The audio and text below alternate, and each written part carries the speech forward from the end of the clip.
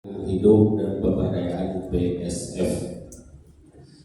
Kali ini narasumber seperti yang telah disampaikan sebelumnya bahwa narasumber pertama Kepala Dinas Lingkungan Hidup dan Penata Ruang Perumahan Pemukiman Kabupaten Pertanahan Kabupaten Padang Pariaman, yaitu Bapak Andri Satria Basri SE ME. Kemudian narasumber kedua berkaitan dengan BSF atau AKON yaitu Bapak Tommy Chandra Tanjung. Nah, apa dan bagaimana pengembangan lingkungan ini dan pengembangan BSF ini, kita minta paparannya dari narasumber. Pertama kita minta dulu dari Kepala Dinas Lingkungan Hidup Bapak Andri Satria Basri SEME. Silakan. Masih tunggu. Bismillahirrahmanirrahim. Assalamualaikum warahmatullahi wabarakatuh.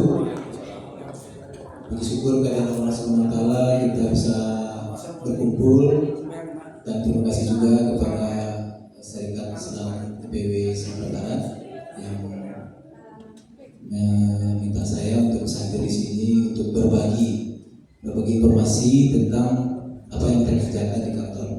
Kemudian salam salam kita kirimkan kepada Nabi besar Muhammad SAW. Bapak Ibu, saya agak grogi juga duduk di depan ini karena pertama mantan sekda saya di depan ini, kemudian ayah dari wabuk saya ketua SI, kemudian senior saya Bang Zaldi, ada lagi senior saya di HMI dulu. Jadi agak grogi saya menyampaikan apa yang mau saya sampaikan di sini. Senior saya di HMI dulu yang mengkader saya, sekarang saya duduk di depan, agak ini juga. Izin Pak Ketua, nak dulu yang duduk di buku Pak Ketua, belum ada Ketua yang apa kan? Jadi sekretaris daerah Kabupaten Padang Pariaman baru 5 bulan Pak Ketua ya, tapi tetap melakik diingatan kami. Mada itu adalah sekda Kabupaten Padang Pariaman dulunya. Sebenarnya izin seluruhnya kepada Bapak Ibu, Abu nak mengajarkan, tapi hanya ingin berbagi tentang topik yang ingin aku sampaikan itu adalah tentang ekonomi sirkular. Jadi kalau tadi itu soal Gambia, alhamdulillah aku dapat ilmu juga dari Pak Rahmat Saleh.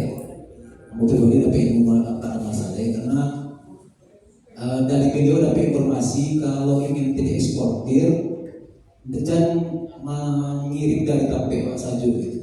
Kalau perlu cari ke Tampewa mengirim itu lubang-lubangnya. Itu aku lagi pikir tadi di situ sudah aku mau pensiun mau kerjaan ke situ Pak, acara Pak lama aku bisa sukses itu. Karena tahun 2004 waktu aku jadi Kabah Humas, aku pernah mewawancari beliau di tempat usaha beliau yang sedang usaha kapir beliau ini. Waktu beliau itu masih ketua DPP PKDP Sumbar dan ketua Kadin waktu itu. Ekonomi sirkular yang masih itu Bapak Ibu itu ada kaitannya dengan apa yang akan disampaikan oleh Pak Tommy tentang AKON. Itu bagian dari ekonomi sirkular. Aku ingin memulai dari menyampaikan bahwa salah pokok kalau memandang sampah Bapak Ibu itu hanya sebatas sampah. Bahkan pikiran awal adalah bahwa sampah itu awal hasilkan di rumah, di pasar, di kantor, di sekolah, dan di segala tempat yang lain. Kemudian isinya awal ambil, kemudian buku ini awal buang. Hanya sebatas itu, ambil, gunakan, buang. Seperti itu saja terus Bapak Ibu. Tapi dalam ekonomi sirkular itu dirubah paradigma awal bahwa sampah yang terakhir itu Bapak Ibu, yang terakhir tadi itu merupakan bisa menghasilkan puluhan Bapak Ibu. Jadi kalau cerita tadi bertriliun-triliun dengan Gambir, mungkin dengan sampah tidak sampai segitu, tetapi manfaatnya jelas, timbal balik Bapak Ibu. Kenapa timbal balik ya? Karena sampah yang seharusnya merusak lingkungan kita bisa kita manfaatkan kembali menjadi uang. Bagaimana caranya? Nah, saya ingin singkat saja karena nanti lebih teknis. Di bagian ekonomi sirkular itu ada usaha peternakan maggot. Sederhananya begini Bapak Ibu, sampah itu sebenarnya ada 4 jenis. Yang pertama organik, yang kedua anorganik, yang ketiga B3, yang keempat residu. Yang organik Bapak Ibu mungkin sudah tahu bahwa itu berasal dari dapur, bekas makanan, bekas potongan sayur, buah-buahan, pokoknya yang kesannya itu bisa kita urai kembali menjadi kompos. Bisa kita jadikan kompos Bapak Ibu. Nah, kompos kalau Bapak Ibu bisa mengolahnya dengan baik, ini juga menghasilkan. Kalau seandainya tidak bisa dijual, ya kita manfaatkan untuk bakaran rumah kita. Tetapi kalau kita serius, itu bisa menjadi penghasilan juga bagi kita. Satu karung ukuran 10 kilo itu bisa kita jual 10.000. Kalau itu kita bisa serius. Kemudian dari bekas dari sampah-sampah organik itu, kalau Bapak Ibu tidak jijik dengan ular, Bapak bisa peternak maggot. Nah, apa itu maggot? Nanti Pak Tommy yang akan jelaskan. Yang jelas, maggot itu bisa kita jual juga per kilonya ke peternak ikan, ke peternak ayam, ke peternak lain yang bisa menjadi bahan pakan bagi ternak-ternak kita. Itu juga bisa jual. Itu yang organik. Kemudian yang anorganik, nah, mungkin selama ini Bapak Ibu melihat yang bisa dijual itu cuma botol gelas dan gelas apa yang gelas itu. Dua macamnya aja. Padahal sebenarnya sekarang ini apapun jenis sampah plastik yang Bapak Ibu hasilkan, baik di rumah maupun dimanapun, ternyata ada pemiliknya Bapak Ibu. Ada pemiliknya. Nah, makanya kami di Padang Pariaman sedang menggagas kerjasama dengan sebuah PT, namanya PT Pelita Logam Service yang berada di Purentaji, dekat dari Pariaman. Kalau kita telusuri arah ke bandara, itu tidak berapa jauh dari lepas kita dari kota Pariaman, itu ada pabrik yang menghasilkan tali rafia. Jadi plastik-plastik apapun yang ada kita ini itu bisa diolah kembali oleh mereka jadi tali rafia. Jadi kalau itu Bapak Ibu kumpulkan, bersihkan sedikit, kemudian keringkan, bawalah kalau misalnya supaya menghemat uang transportasi, agak 1 truk bawa ke sana. Saya yakin bahwa Bapak Ibu bisa bawa pulang lagi uang. Kalau 1 truk itu mungkin bisa isinya katakanlah 2 ton 3 ton plastik saja, mungkin lebih dari itu, bisa lebih mungkin 1 juta 2 juta bisa Bapak Ibu menghasilkan. Kalau sedikit ya agak rugi di ongkosnya. Nah, kemudian nanti akan saya lebih kembangkan ke yang organik ini, tapi saya ceritakan dulu tentang B3. Kalau B3 misalnya bekas-bekas paralon, baterai, atau yang sifatnya berbahaya, karena itu bahan berbahaya dan beracun. Nah, itu memang tidak bisa kita olah, tetapi bisa dihancurkan atau dimusnahkan. Tetapi di Kabupaten Padang Pariaman kita belum sanggup, makanya kalau ada Bapak Ibu yang menghasilkan limbah B3 itu harus dikirim ke Dinas LH Subay. Itu B3. Terus yang terakhir residu. Residu itu yang mana Bapak Ibu? Residu itu seperti bekas pampers, bekas yang dipakai Bapak Ibu misalnya, atau yang sifatnya itu tidak bisa diolah secara organik, tidak bisa dijual lagi secara organik tadi, tidak masuk B3, itulah dia residu. Dan itu dikumpulkan, maka kami di daerah Padang Pariaman itu bisa dibuang ke TPH. Jadi secara aturan dari pusat yang boleh dibuang ke TPH itu sekarang itu adalah cuma residu, tidak boleh yang lain, tidak boleh organik, tidak boleh anorganik, tidak boleh B3. B3 kita bawa ke daerah Subay. Kita juga belum bisa mengolahnya. Nah, khusus yang anorganik, saya kembali sampaikan, khusus kami di Kabupaten Padang Pariaman, saya sudah bertemu dengan sebuah perusahaan yang mau menampung segala macam jenis plastik apapun saja. Kalau misalnya ada plastik ikan, mungkin Bapak Ibu pernah lihat orang bawa ikan ke Pekanbaru, plastiknya besar-besar itu ternyata ada juga penampungnya dekat rumah sakit paru di Lubuk Alung. Jadi untuk plastik itu sudah ada pembelinya, segala macam jenis plastik termasuk juga ini juga ada pembelinya, dan itu bisa menghasilkan uang bagi Bapak Ibu. Dan saya berharap SI yang nanti rencananya mau bikin koperasi bisa juga memikirkan itu nanti gimana caranya kita mengolah ini gitu. Karena sampah kita ini dimanapun Bapak Ibu berada menjadi persoalan bagi daerah masing-masing Bapak Ibu. Padang Pariaman, Payakumbuh, 50, semuanya sebut saja. Mungkin Mentawai yang agak ringan persoalannya. Tapi daerah-daerah yang saya sebutkan itu kita termasuk daerah darurat sampah Bapak Ibu. Kita dapat peringatan terus dari Menteri LH supaya serius mengurus persoalan persampahan ini. Kalau Bapak Ibu mengatakan wah ini urusan LH ini, udah kita kumpulkan aja dalam kantor plastik satu, kita serahkan ke LH, nanti LH buat ke TPA gitu. Ternyata sekarang aturannya Menteri LH melarang kita untuk tidak melakukan pengolahan gitu.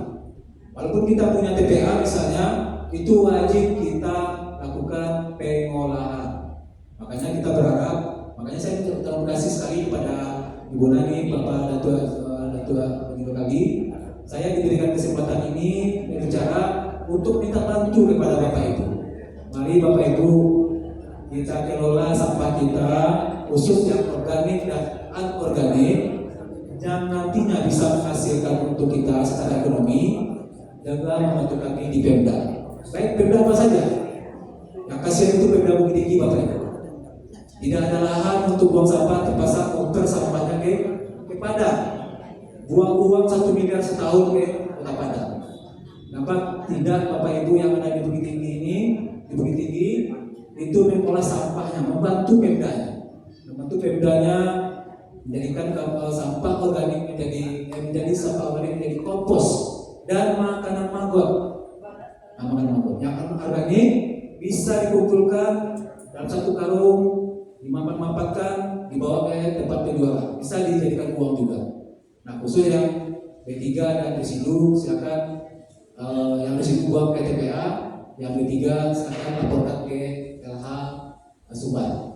Mungkin singkatnya seperti itu ya Bapak Ibu. Saya sudah bikin slide, silakan Bapak Ibu nanti kita kirimkan dibaca-baca. Saya juga ingin cerita tentang ekonomi sirkular lebih detail. Tadi karena waktu kita singkat, saya nanti kirimkan saja arahannya kepada Bapak Ibu. Terima kasih atas perhatiannya. Mohon maaf atas kekhilafan. Assalamualaikum warahmatullahi wabarakatuh. Waalaikumsalam warahmatullahi wabarakatuh. Baik, sebelum kita diskusi, kita masuk ke judul berikutnya, yaitu pemberdayaan BSF, yaitu Maggot. Silakan Pak Tony. Terima kasih Tuan Guru Menuri atas waktunya yang diberikan. Assalamualaikum warahmatullahi wabarakatuh. Perkenalkan, nama saya Tony Chandra. Seperti apa yang dikatakan kasus kita di Gandu, kita dulu pernah diskusi juga di Padang Pariaman untuk sampah yang organik. Di sini saya mungkin akan memaparkan tentang budidaya BSF organik tadi itu, yang bisa menjadi pakan ternak, unggas dan ikan. Nah, ini tentang pemberdayaan BSF ini adalah seperti alat serangga. Jadi dia berwarna hitam dan dia tiap hari hadir di rumah kita juga hadir. Kalau ada yang berbau-bau itu dia paling sering masuk ke rumah. Tapi karena lalat itu jenisnya banyak, karena kita nggak tahu mana yang membedakan ini lalat yang BSF atau lalat yang berpenyakit.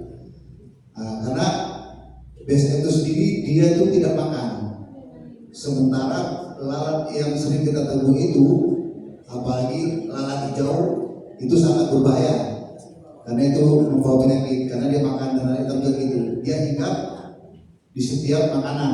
Nah, makanan itu sendiri kadang-kadang kalau dia dari rumah sakit itu, kalau dia penyakit paru-paru itu bisa membawa itu penyakit sama kita kena juga, jadi bisa menular gitu. Nah, ini biasanya ini dia berwarna hitam dan dadanya sedikit putih, bergaris putih, dan kakinya juga agak banyak gitu, seperti mirip lebah gitu. Nah, ini dia biasanya kalau ibu-ibu di rumah kira-kira lupa membersihkan makanannya, terletak ada makanan sisa sudah 3 hari atau 4 hari, itu biasanya kan akan banyak larva-larva ya, ular-ular kecil, pernah nggak lihat itu, ya kan? Nah, itu adalah larva dari BSN, karena yang bisa makan ular di makanan itu cuma BSN. Ular hijau dia tidak akan makan itu, dia nyawa hinggap di situ dan dia bertelur melalui hidungnya.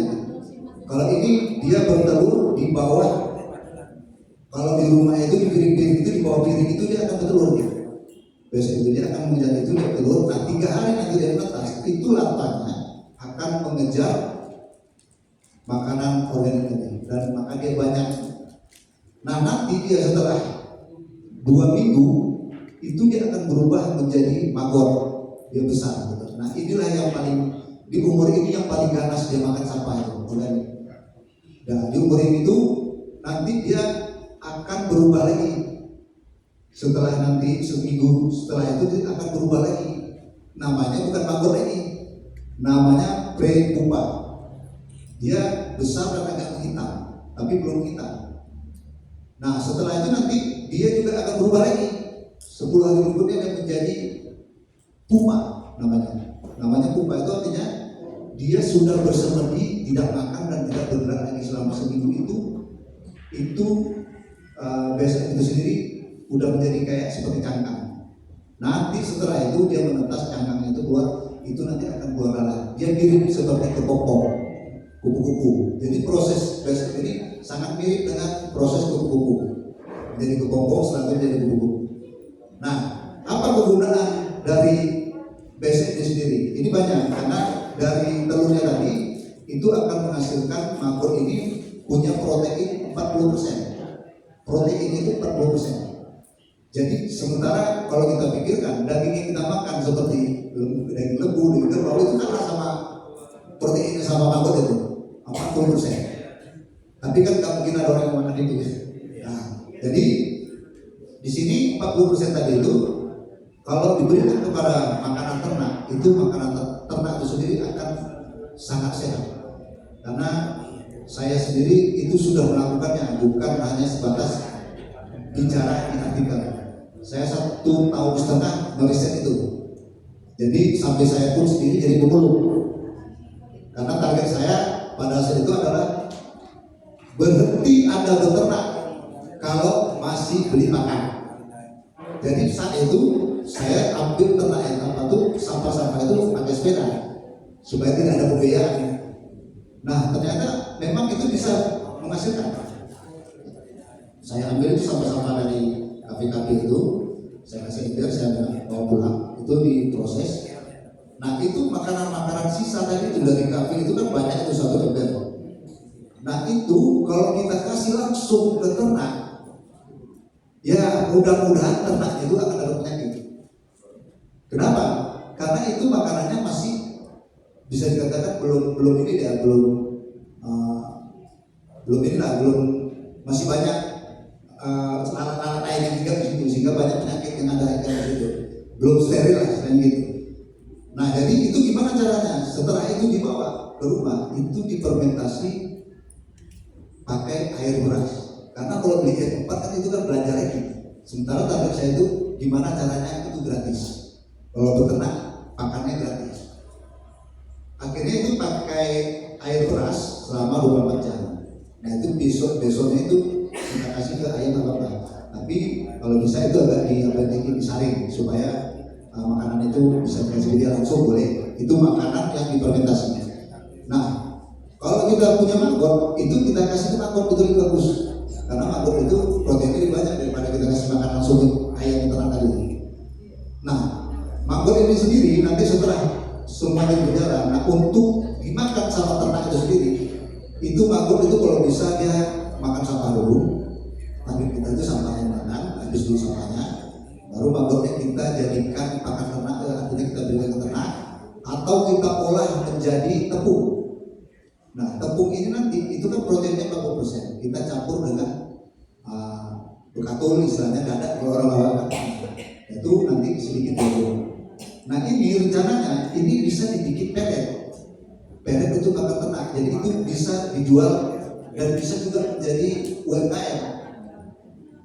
Jadi di UMKM dan itu bisa dijual sama koperasi syarikat Islam juga. Gitu. Nah, jadi olahannya itu seperti itu. Nah, jadi gimana caranya memberdayakan itu segala macam? Nah, caranya adalah sangat gampang. Itu setiap rumah atau rumah tangga itu kita nanti mungkin syarikat Islam akan ada buat pergerakan memberikan seperti pencerahan-pencerahan atau memberikan ilmu dari cara memancing maggot itu sendiri tanpa harus membeli bibit, karena target kita itu adalah ekonomi kerakyatan.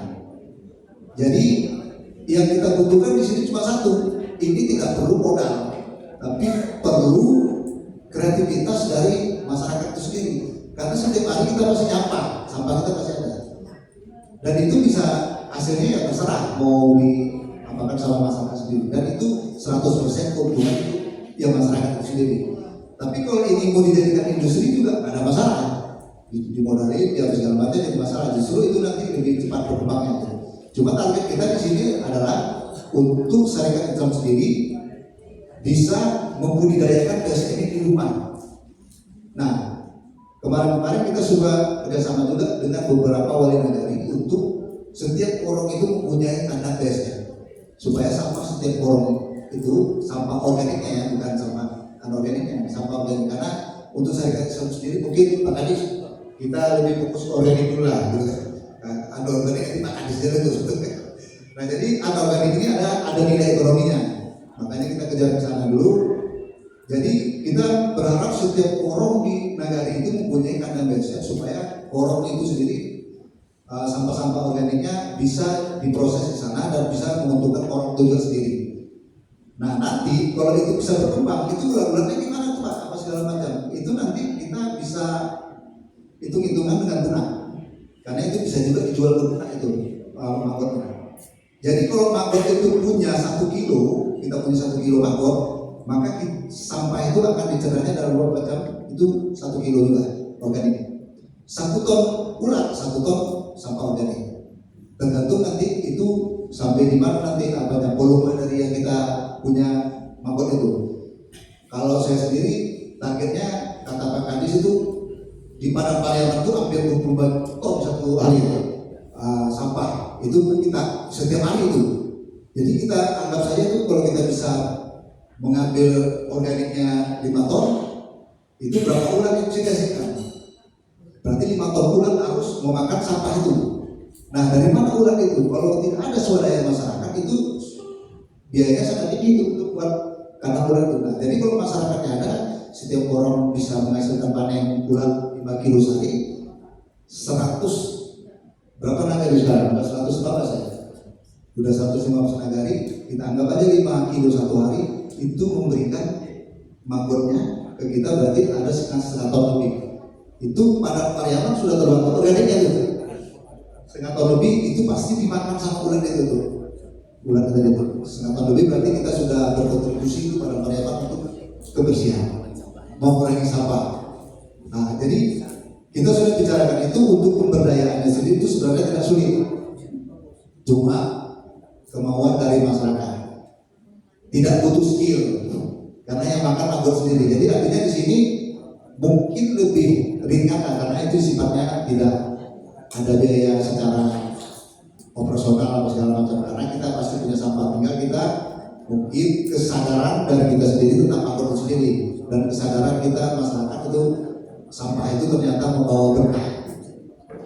Nah itu mungkin nanti penjelasan singkat dari saya. Nanti kalau mau ada pertanyaan silakan ditanyakan. Terlebih dahulu kurang, assalamualaikum warahmatullahi wabarakatuh. Waalaikumsalam warahmatullahi wabarakatuh.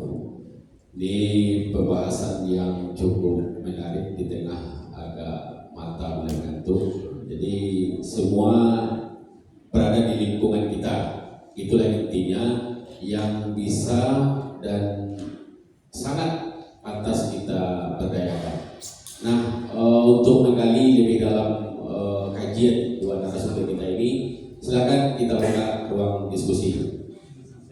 Silakan kita buka satu termen saja. Silakan Bu. Ibu dulu.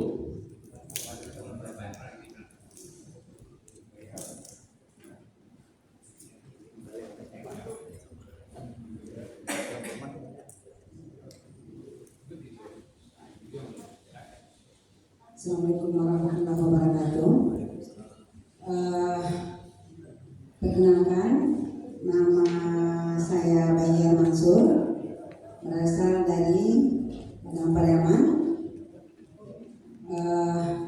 Sangat tertarik sekali pemateri memberikan tentang mabuk tadi. Cuman harapan kami, kalaupun itu sangat bagus, tapi kalau tidak ada semacam pelatihan kepada masyarakat, tentu masyarakat tidak mengenalnya.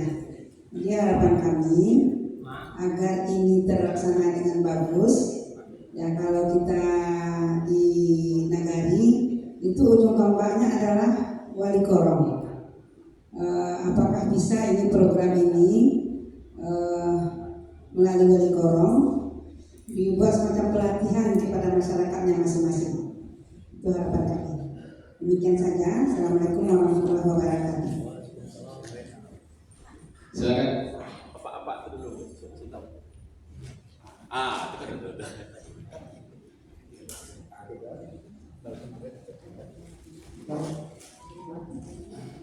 Assalamualaikum warahmatullahi wabarakatuh.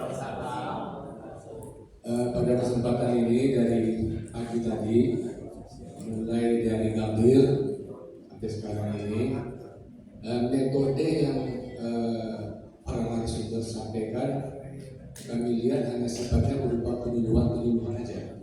Tidak ada satupun yang bersifat antara suatu konsensus kerjasama atau MOU antara satu owner dengan serikat Islam. Yang kami inginkan sebenarnya kalau kami diarahkan untuk memberikan penyuluhan untuk bekerja membuat seperti apa yang diinginkan oleh para narasumber, tentu dapat dikatakan kami ini kan terdiri dari berbagai bidang profesi. Tidak mungkin Pak kalau namanya andainya kita mengikuti kegiatan tersebut bisa tersambung dengan apa yang Bapak inginkan. Jadi kami sangat mengharapkan sekali kalau bisa ada suatu MOU kerjasama antara suatu instansi, kita taruh contohnya koperasi Pak ya, koperasi kerjasama dengan serikat Islam yang ditandatangani. Bentuk kerjasamanya apa? Koperasi memberikan apa kepada kita? Serikat Islam dengan adanya suatu kerjasama ini, apa yang harus kita buat untuk mengembangkan serikat Islam itu sendiri? Kami sangat bercenderung, soal ini untuk ini kan judulnya konsolidasi terpadu Pak ya. Kami sangat cenderung seandainya kepada DPC yang ada di daerah-daerah, ini suatu ilustrasi saja Pak ya. DPC yang ada di daerah, anggotanya kita bentukkan koperasi. Kalaupun ada, umpamanya seorang ibu yang tukang jual goreng pisang, ini kan usaha, kita ajak dia menjadi anggota koperasi serikat Islam, otomatis kegiatan usaha goreng pisangnya itu adalah kegiatan daripada serikat Islam. Nah, itu jadi secara tidak langsung kita bisa memberikan jaringan-jaringan kepada para usaha-usaha yang UMKM yang apa yang disebut dalam kegiatan ekonomi kemasyarakatan. Itu yang kami harapkan Pak. Karena saat sekarang ini konsolidasi terpadu kita ini kalau dapat kita bentuk 18 kabupaten kota ini sudah ada DPC-DPC-nya Pak. Ini tadi baru catatannya hanya dari Pak Ketua dengan Pak SK, baru ada SK-nya Bapak daerah. Dan jangan lupa yang sudah punya SK Pak, itu supaya ada eksistensi keberadaan kita, Bapak-bapak jangan lupa mendaftar ke Kesbangpol. Kalau kita dapat SK udah kita tidak mendaftar ke Kesbangpol, nanti keberadaan kita sendiri di sendiri kita sebagai organisasi apa, nah itu secara resminya apabila kita terdaftar, otomatis SI ini bisa memobilisasi kepada masyarakat. Itu satu Pak ya. Nanti yang kedua, saya merasakan nuansa di sini Pak. Saya ketemu sama bapak ini, tapi ketemu kita hanya hello aja Pak. Tapi kita nggak tahu siapa namanya. Jadi kalau mau dapat nanti ikut harian, kalau ada pertemuan kayak gini, kita buat aja banyak nama dengan merek SI di sini tertera namanya. Jadi kalau dapat bapak ini, ini namanya. Jadi kalau kita sebut Hai, itu bapak sebutkan Pak ini dari mana Pak, dari mana Pak.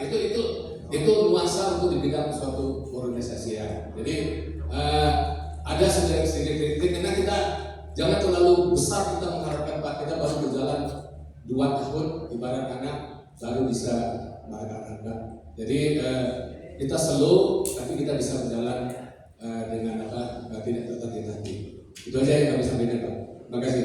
Terima kasih Pak Datuk. Mungkin pertanyaan Pak Datuk nanti akan dijawab oleh Ketua Umum Pimpinan Wilayah Bapak Kombes Mukhlis Wasil. Silakan pertanyaan selanjutnya dari Ibu Nani. Terima kasih kepada Pak Moderator. Terima kasih Pak meneruskan. Tadi untuk magot Pak ya, kita bahas magot. Tapi saya Bapak tadi sudah masuk ke koperasi. Nah Bapak yang bertanya, sebenarnya sesi setelah ini kita koperasi Pak. Apa yang Bapak ingin nanti kita bahas di koperasi ya Pak ya. Untuk magot, sebagusnya bagi kawan-kawan yang berminat nanti mendaftar dengan Pak Tommy bisa latih. Sebab kalau teori ini tidak akan ngerti Pak, tidak terbayang bagaimananya itu Pak. Jadi kami harapkan kawan-kawan yang dari kabupaten dan kota yang berminat untuk magot ya, nanti silakan mendaftar dengan Pak Tommy. Pak Tommy nanti akan bersiap ya Pak Tommy ya, melatih bagaimana membudidayakan magot. Itu saja saya rasa Pak. Kalau yang Bapak tadi Pak nanti kita bahas ya Pak setelah ini. Saja terima kasih. Assalamualaikum warahmatullahi wabarakatuh. Terima kasih Ibu Nani. Masih ada pertanyaan? Ya kita cukupkan 3 itu dulu. Barangkali kita simpulkan pertanyaannya tadi hanya permintaan dari Ibu Mayor tadi inginnya dulu hal seperti ini. Kan dianggap hal baru nih. Pemberdayaan sampah, magon itu dan segala macamnya itu kan dianggap baru. Orang kan kalau ekonomi itu berjualan, jualan inilah segala macamnya. Nah, ini tidak pemberdayaan sampah. Nah, jadi butuh ini pelatihan. Jadi silakan dimulai dulu dari Pak Dwi.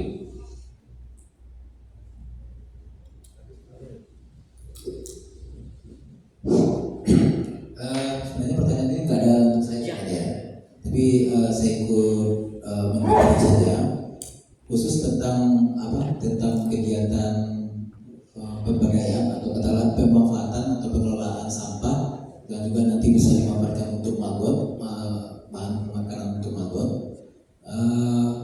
Ini merupakan usulan atau semacam masukan dari saya pribadi bagaimana Serikat Islam itu bisa membuat sebuah unit usaha gitu. Atau katakanlah nanti setelah ada koperasinya bikin unit usaha. Jadi menurut saya unit usaha yang bisa dibikin oleh koperasi itu bisa bermacam-macam. Kita lihat dari sisi permodalan. Kalau seandainya permodalan kita minim, kalau misalnya bisa kita lakukan dengan modal yang seadanya, saya pikir dengan mengelola sampah menjadi unit usaha yang sederhana, tetapi juga bisa memaksimalkan keuntungan bagi organisasi koperasi yang didirikan, saya kira itu bisa. Apalagi dengan misalnya seperti bertanam magot. Cukup kita gunakan sampah-sampah dapur dari kita sendiri, kita sudah bisa menghasilkan nilai ekonomi dari mangkon itu sendiri. Ini harapan saya, karena memang harapan ini harapan dari masing-masing LH di kabupaten kota, 19 kabupaten kota yang ada di Sumbar ini. Karena persoalan sampah, kami sama-sama dipusingkan oleh persoalan sampah, apalagi kalau tempat itu atau daerah itu tidak punya TPA, seperti kota Bukit Tinggi. Bukit Tinggi terpaksa harus ekspor sampahnya ke Kota Padang, tapi tidak menghasilkan, malah mengeluarkan uang untuk itu. Kenapa? Kalau tidak kita bantu Pemdanya, kita olah, malah menghasilkan uang di situ, kotanya bersih, Pemdanya terbantu, kita dapat uang. Nah itu aja intinya yang ingin saya sampaikan. Harapan saya tertumpang nanti kalau dalam kesepakatan nanti ada terbentuk koperasi DSI ini, salah satu saya titip kalau ada bisa usahanya itu untuk pengelolaan sampah, khususnya sampah organik dan anorganik. Mungkin saja. Oke, sekedar tambahan dan menjawab pertanyaan dari Ibu Bayar. Ya, sosialisasi itu nanti memang akan kita jalankan dan kita laksanakan. Dan masalah MOU dengan pemerintah itu pun juga sekarang sedang kita siapkan. Karena untuk Padang Pariaman sendiri, karena John Kennedy dekat dengan kita, 5 bulan yang lalu dia sudah memberikan buatlah biar nanti Ajo siapkan tong sampahnya. Kalau memang itu sudah disiapkan, cuma persiapannya kan belum ada, kan nggak mungkin kita mengajukan lagi gitu.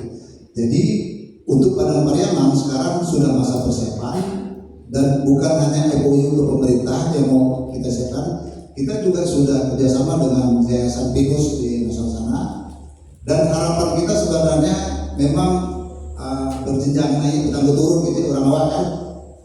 Kita juga perlu mengetahui bahwasannya lingkungan hidup kita, menteri lingkungan hidup itu Jumhur Hidayah, itu Majelis Pakar Syarikat Islam.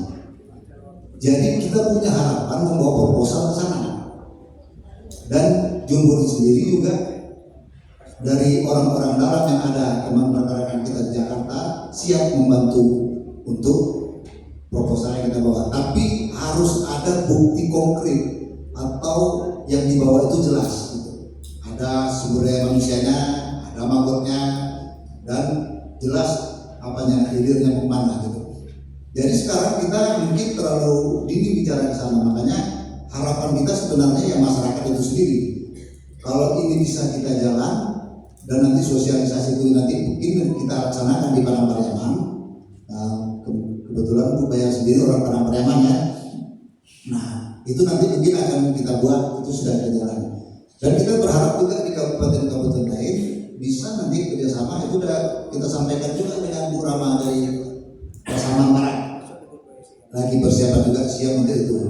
Nah masalahnya sekarang ini kan mangkok itu sendiri kan belum kelihatan dari syarikat itu sendiri. Kalau di Padang Pariaman kemarin kita sudah ada swadaya masyarakat, sudah ada yang mau bergerak tanpa disuruh, tanpa segala macam. Itu di Sitoga ya Pak tadi ya, Sitoga itu sudah jalan dan mereka sudah menikmati hasil itu.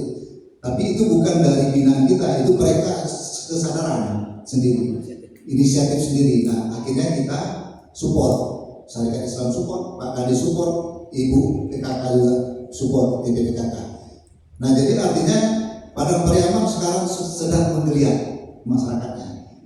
Nah kita berharap DPC lain nanti kalau memang ada minat untuk budidaya besek ataupun sampai sana, silakan nanti lapor ke DPW Syarikat Islam. Kita siap untuk mengakomodir itu semua usulan-usulan itu. Mungkin itu dulu Bu Bayar. Assalamualaikum warahmatullahi wabarakatuh. Waalaikumsalam warahmatullahi wabarakatuh. Saya rasa pertanyaan dari Bapak Datuk tadi dari mana banyak Pak? Mana banyak? Oh dari Padang. Wakil Ketua PWSI. Oh wakil Ketua PWSI. Oh kita anggap jadi masukan sekalian Pak Gubernur ya. Wakil Ketua dong. Iya. Iya nanti kita sesi berikutnya yaitu masalah koperasi. Masih ada? Bismillahirrahmanirrahim. Assalamualaikum warahmatullahi wabarakatuh. Iya, waalaikumsalam. Bisa pakai mic? Iya. Ada beberapa hal pemaparan dari Pak Kadis dan juga dari Pak Dirjen menarik. Tapi ada hal yang lebih menarik kalau itu diikuti dengan analisa ekonominya. Yang Bapak sampaikan berdua kan hanya bermanfaat. Ya, hanya bermanfaat. Coba juga jadi kalau ini diolah segini harganya, itu akan lebih memicu kawan-kawan. Jangan nanti urat banyak lebih ada yang membeli. Jadi awak yang makan dulu. Tapi perlu disampaikan. Booming kita ada ulat. Ulat itu bukan awak. Atensi ini harus itu juga ada analisa ekonomi. Jika ini misalnya Pak Kadis tadi bilang, kalau plastik itu dibuang gini saja, ini harganya. Tapi kalau kita antar ke pabrik ada hilirisasi lah bahasa sekarang. Nah, kalau itu bisa kita sampaikan, ini akan lebih memacu adrenalin kawan-kawan. Tidak hanya tahu manfaatnya, tapi tahu nilai keekonomiannya dari itu. Saya kira saya Magot itu. Saya sudah berapa kali itu karena ada punya lembaga pengelola sampah. Ada pikirannya ke sana, tapi baru hari ini tercerahkan saya tercerahkan ini. Nah, oleh karena itu saya kira agak sulit membeli berbagai tambahan. Coba beli analisa ekonominya. Seperti begini, kalau nanti lembaga lebih banyak, siapa ada yang akan membelinya? Karena ini sudah coba banyak-banyak, penampungnya nggak ada. Jadi orang Palembang yang makan magot. Itu bisa terjadi itu kalau analisa tidak sederhana. Betul. Ya kan? Saya kira nggak panjang-panjang. Setidak-tidaknya pengalaman Bapak, Sekjen menyampaikan itu juga Pak Kadis. Itu menarik. Baru saya mendapat kabar bahasanya software tidak pakai ibu misalnya. Itu kan jadi sebagai tadi itu. Nah, ini sudah perlu dibawa ke TPA sekarang. Ya, latar belakang tidak perlu ke TPA karena itu memang bisa diolah oleh masyarakat yang lain itu. Kenapa harus ke TPA? TPA jadi masalah. Kenapa ada masalah itu kita sekarang masyarakat kita tidak sadar itu. Itulah kita PSI nanti menyadarkan masyarakat asal sampah bisa. Nah, jadi ada dua tugas membersihkan lembah dan juga ada makro ekonomi. Saya kira Bapak berdua bisa memberikan analisa keekonomian yang kita supaya kita dimakan pelanggan. Terima kasih. Terima kasih Pak Dul, luar biasa sekali. Saya ketika mendengar hilirisasi itu terbayang Gibran, wakil presiden. Ya silakan Pak Dul. Oke, saya jawab langsung Pak ya. Jadi itu masalah tadi itu kan pemampatan saja. Jadi yang kita sampaikan kan otomatis kan karena kita baru ketemu, otomatis manfaatnya dulu. Nah, kalau nilai ekonomi dan ekonomi segala macam itu sudah kita pikirkan. Makanya sebenarnya sesi kita ini sesi terakhir. Koperasinya berdiri baru kita masuk ke UMKM nih. Karena nilai ekonominya di UMKM itu tadi adalah pakan ternak. Itu kita kemas menjadi pelet dan itu kalau sekarang itu pakan ternak itu harga konvensionalnya itu adalah harga 12.000 per kilo. Sekarang kalau kita bisa olah itu, kita bisa jual ke masyarakat 7.000 atau 8.000. Itu kan ada nilainya untuk masyarakat sendiri. Nah, makanya nanti kita mau ambil situ dari korong-korong atau pengguna itu sendiri. Itu bulannya kita beli. Yang beli siapa? Bulan itu sendiri dari anggaran-anggaran itu kita olah. Nah, kerjasama MOU